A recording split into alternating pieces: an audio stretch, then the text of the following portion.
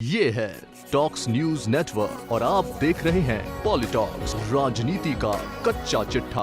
मुख्यमंत्री अशोक गहलोत ने प्रधानमंत्री नरेंद्र मोदी को पत्र लिखकर राष्ट्रीयकृत वाणिज्यिक और भूमि विकास बैंकों से किसानों के बकाया ऋणों को माफ करने की मांग की है।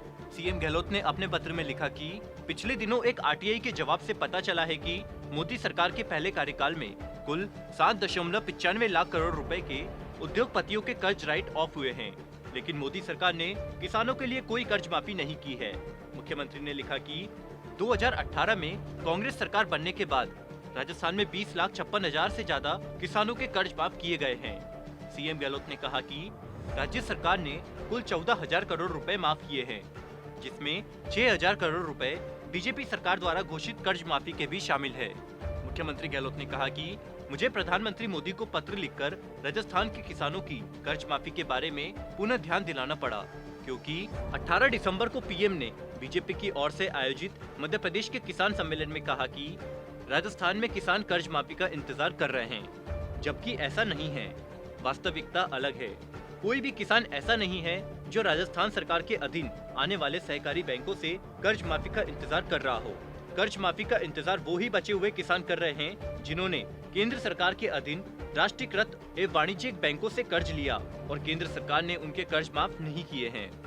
मुख्यमंत्री गहलोत ने कहा कि मैं याद दिलाना चाहूंगा कि यूपीए सरकार ने राष्ट्रीयकृत और वाणिज्यिक बैंकों से देश भर के किसानों के 72,000 करोड़ रुपए के कर्ज माफ किए थे। एनडीए सरकार आगे आकर इस तरह किसानों की कर्ज माफी क्यों नहीं करती?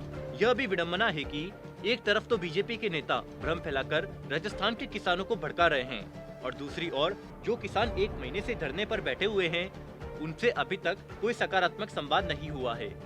मीडिया के मुताबिक अभी तक 40 से अधिक किसानों की मौत हो चुकी है। अगर केंद्र सरकार ये बिल लाने से पहले किसान संगठनों, कृषि विशेषज्ञों और राजनीतिक दलों से संवाद स्थापित करती तो इस तरह की परिस्थितियां पैदा नहीं होती।